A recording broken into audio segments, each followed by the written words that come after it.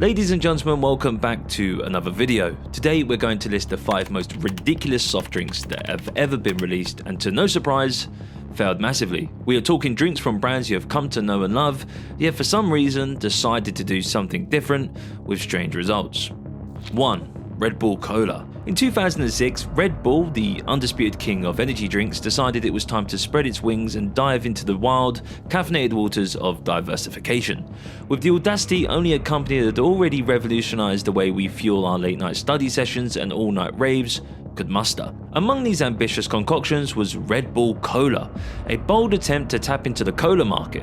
What could go wrong, right? Well, let's take a ride down memory lane and explore why this venture crashed harder than a caffeine-fueled college student at 3 AM. First off, let's talk about the name, Red Bull Cola. I mean, it sounds like someone threw 2 popular concepts into a blender and hit puree.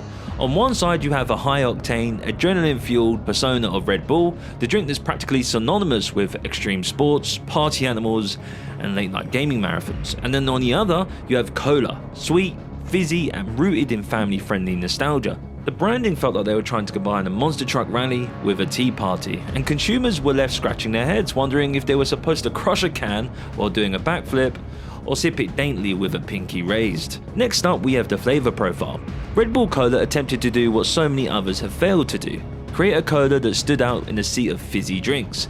Instead of sticking to the classic Coca-Cola flavor we all come to know and love, Red Bull went for a more herbal, complex taste that resembled a science experiment gone wrong. Imagine biting into a cola-flavored energy drink bar that had taken a detour through a garden. This was the flavor that greeted unsuspecting consumers. Instead of quenching thirst, it raised eyebrows and left a lingering "what was that?" on many taste buds. Then there was the timing. By 2006, energy drinks were already surging in popularity, and the cola market was a well-established behemoth. Red Bull wasn't just competing with the likes of Coke and Pepsi, it was trying to wade into a pool filled with seasoned sharks that had already been perfecting their recipe for decades. The idea of a healthier cola alternative sounded great on paper. But let's be real, when you're thirsty, are you really reaching for a health-conscious cola? Probably not. People wanted their sugary fix without a side of self-reflection. Marketing, of course, played a pivotal role in this grand misadventure. Red Bull's marketing is legendary. Think extreme sports, viral videos, and a slew of sponsorships that scream adventure. But with cola, they tried to pivot to a more refined, sophisticated image that felt like wearing a tuxedo to a rock concert. Consumers didn't know whether to grab a skateboard or a monocle when they saw the ads. This disconnect was palpable, and people were left wondering if Red Bull was confused about who they were. In the end, Red Bull Cola fizzled out faster than a flat soda left in the sun. The drink simply didn't resonate with fans of either brand. Energy drink aficionados were looking for a jolt, not a complex taste experience, while cola drinkers didn't see the point of giving up their trusty sugary classics for something that felt like a glorified health tonic. So what did we learn from this fizzy fiasco? Sometimes it's best to stick to what you know. Red Bull might have wings, but its attempt to soar into the cola market ended up looking more like a belly flop. While the drink may have vanished from the shelves, it serves as a humorous reminder that even the most successful brands can misjudge their audience. As for consumers, well, we'll keep drinking energy drinks and colas in their separate corners. Thank you very much. 2. 7-Up Gold. So it's 1987, the soda industry is thriving, and everyone wants to jump in on this new flavor craze. Coke and Pepsi were rolling out new versions of their classic colas, and unique soda flavors were everywhere. The 7-Up company, known for its refreshing, crisp, and clear lemon-lime taste, saw a huge opportunity. They thought, hey, we could break out the lemon-lime category and appeal to a whole new set of customers. So they took a swing and created 7-Up Gold. But here's the twist: instead of sticking with that iconic citrusy flavor, they went in a completely different direction. 7-Up Gold was more like a spiced cola with hints of cinnamon, ginger, and even a little bit of apple. The idea was to create a drink that wasn't quite a cola, wasn't exactly lemon-lime, but was something totally unique. It was an attempt to bridge the gap between the two categories and attract new consumers while keeping the loyal 7-Up fan base intrigued. Now, I know what you're probably thinking. That sounds interesting to say the least, and honestly, a lot of people thought so too. 7-Up has always been marketed as the uncola, the refreshing alternative to cola that was clear, clean, and not too sweet. A rich, spicy, caramel-coloured soda was a bit of a shock to say the least. Now, here's where things get interesting. When 7-Up Gold hit the shelves, people's reactions were, well, mix to say the least. Imagine expecting that refreshing, crisp 7-Up flavour and instead tasting something that's closer to a spiced cola. A lot of consumers felt a bit betrayed. This wasn't what they expected from their favourite lemon lime brand. It was confusing. People left scratching their heads wondering what exactly 7 Gold was supposed to be. To make matters worse, the company's marketing strategy didn't really clarify things. They ran commercials that were just as confusing as the product itself, with slogans like 7-Up Gold is going to change your whole idea of thirst. But for most people, it just didn't fit the image they had of 7-Up. So why did it fail? Well, there were a few key reasons. First, 7-Up Gold struggled to find a clear identity. Was it a cola, a spiced cola, something else entirely? Without a strong, identifiable taste of purpose, people just didn't have a reason to choose it over their usual drink. And because it was so different from regular 7-Up, it just didn't appeal to the brand's core fans either. Secondly, this was the late 80s, a time where people were flooded with new products and flavours every week. To really stand out, you had to be remarkable, and 7-Up Gold just wasn't memorable enough. It got lost in the chaos, overshadowed by more exciting products and flavours. And lastly, the name itself, 7-Up Gold, was a bit misleading. People thought it was just a new flavour of 7-Up, only to be met with something wildly different. The confusion wasn't working in the brand's favour, and they ultimately decided to pull it off shelves less than a year after its launch. So what's the legacy of 7-Up Gold? Today it's mostly remembered as a strange blip in soda history, a bold attempt to do something different that just didn't connect. But in a way, that kind of makes it a bit awesome. Not every product has to succeed to make an impact. 7-Up Gold is a great example of the risks brands take when they try something new, and hey, not every risk pays off, does it? 3. Coca-Cola Black. So let's rewind to the early 2000s. At the time, people were getting really into coffee, like really into it. This was the era where coffee shops were popping up on every corner and people were spending big money on fancy coffee drinks to fuel their busy lives. Coca-Cola noticed this trend and thought, hey, what if we combined the power of Coca-Cola with the buzz of coffee? And that's how Coca-Cola Black was born. Coca-Cola Black was officially launched in 2006 as a cola-coffee hybrid, and it was actually pretty groundbreaking. The idea was simple yet bold, a drink that had the familiar taste of Coca-Cola with a kick of coffee flavour and an extra jolt of caffeine. It came in a sleek, stylish bottle and was marketed as a premium, sophisticated drink for adults who wanted something more refined than a regular soda, but didn't want a full-on coffee either. The drink was aimed at busy, on-the-go people who wanted a bit more energy, but weren't interested in energy drinks, which at the time were just starting to gain traction as we spoke about. Coca-Cola even launched a drink in France first, a choice that seemed to play into the idea of sophistication. The drink soon expanded to other markets, including the United States, where Coca-Cola thought it could bridge the gap between soda and coffee lovers. When Coca-Cola Black hit the shelves, reactions were mixed. The flavour was unlike anything people had tasted before in a Coke product. Imagine a taste of a classic Coke, but with a slightly stronger bitter coffee undertone. To some, this cola-coffee combination was just strange, and I mean too strange. You'd take a sip, expecting a familiar Coke flavour, only to be hit with that coffee aftertaste, and for a lot of people, it just didn't quite click. Coca-Cola Black also had a bit of a sweetness problem. Coca-Cola tried to make it a bit healthier by using a mix of sugar and artificial sweeteners, but this didn't really help the taste. It made the flavour oddly sweet and slightly syrupy, and as a result, people were left confused as to when they were supposed to drink it. Was it a morning drink? An afternoon pick-me-up? And what type of flavour was it actually trying to be? I mean, let's face it, the last thing I want in the morning is a Coke. And then there was the price. Coca-Cola Black was marketed as a premium drink, so it's more expensive than a regular Coke, almost closer to what you'd pay for an actual coffee. For a lot of people, that price tag didn't feel worth it, especially when the taste wasn't exactly great. So why did it fail? Well, Coca-Cola Black faced a few challenges. First, it didn't appeal to either coffee purists or soda fans. Coffee lovers felt like it just didn't have the depth or richness of a good coffee, while regular Coke drinkers found the taste too offbeat. The drink couldn't find its audience. It was too different to be a regular soda and too cola-like to be an alternative to coffee. Secondly, timing was a big problem. Energy drinks were taking over the market, and people who wanted a caffeine boost had options like Red Bull or Monster, which provided more energy with fewer taste compromises. Coca-Cola Black just couldn't keep up with the competition. And finally, it was simply ahead of its time. Today, coffee-flavored sodas and energy drinks are more accepted, and people are open to unique beverage combinations.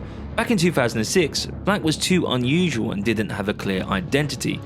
After only 2 years on the market, Coke pulled the product from its shelves.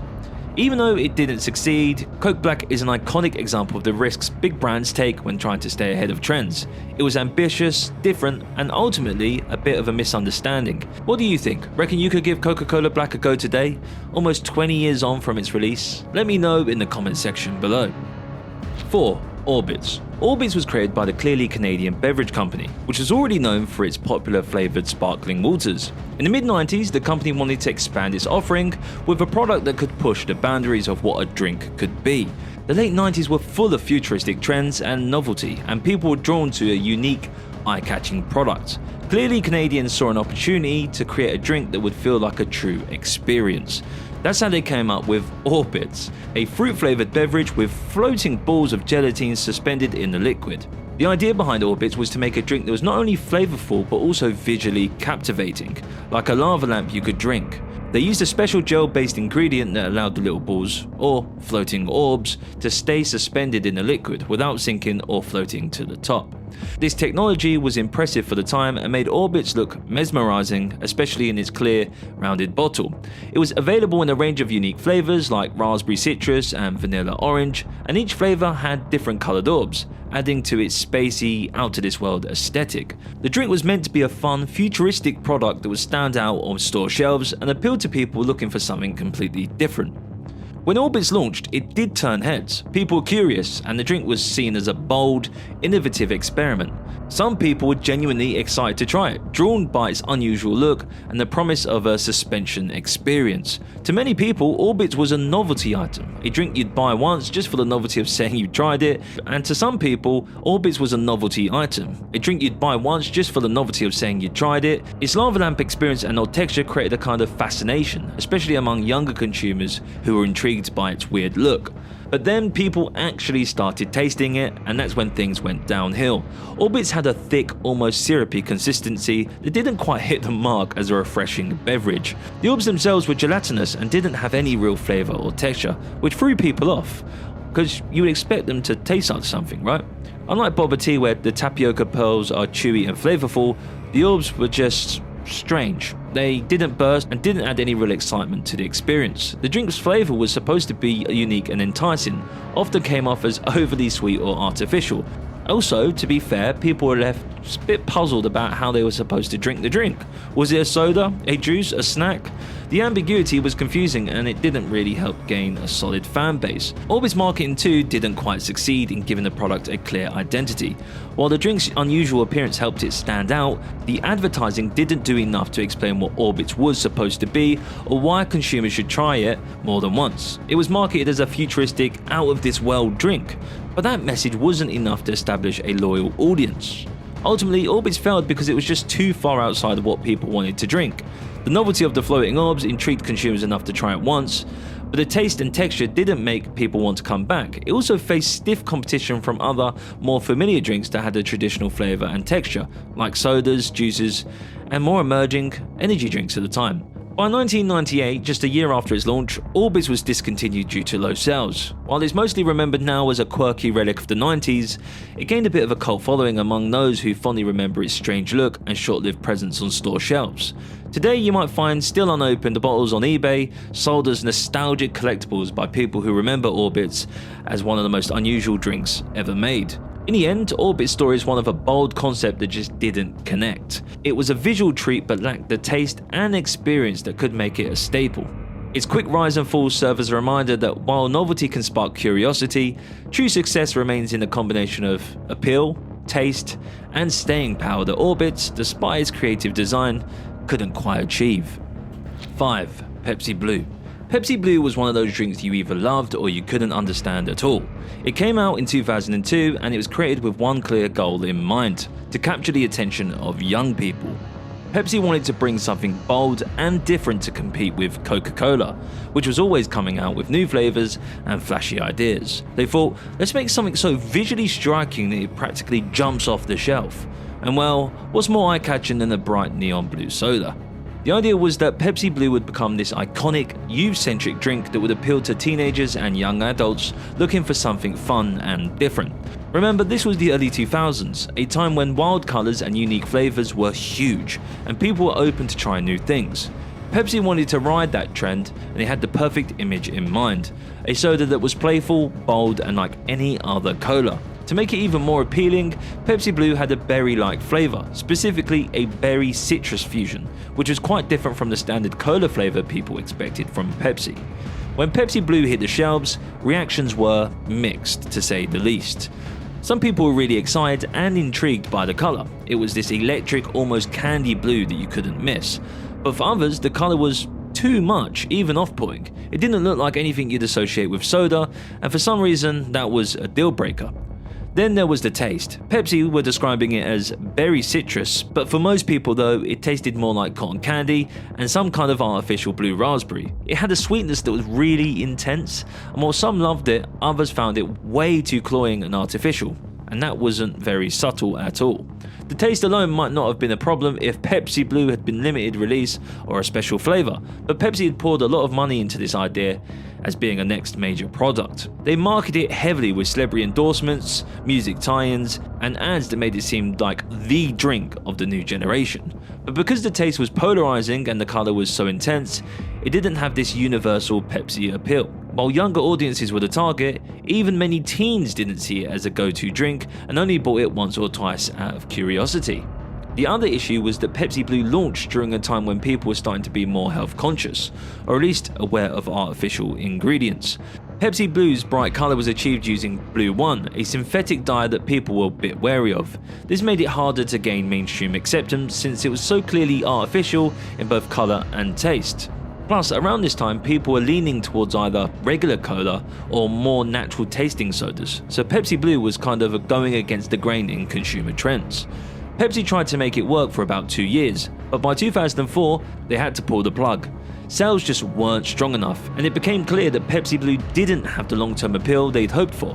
While it did develop a bit of a cult following, it never achieved iconic status that Pepsi was aiming for. These days, Pepsi Blue has a sort of nostalgic cult status. Some people fondly remember it as a crazy, one-of-a-kind drink from their childhood, and you can occasionally see fans campaigning for its return.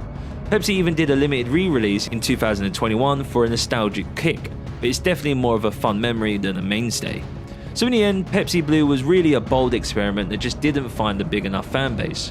It was a little too sweet, a little too blue, and maybe just a bit too early for its time. But you know what? Pepsi took a chance, and even though it didn't last, it left an unforgettable mark in soda history. It's a fun reminder how brands sometimes go big with ideas, and sometimes they don't always work. And that's it. What did you make of these weird and wacky beverages that came out to market over the last few years? Would you bring any of these back, and if so, which ones? Personally, I know for sure I would not even want to get close to an Orbitz. I mean, just look at it. Anyway, make sure to like this video and subscribe to the channel for more top 10 videos just like this one about business, brands, products, and marketing. I'll see you in the next one. Bye for now.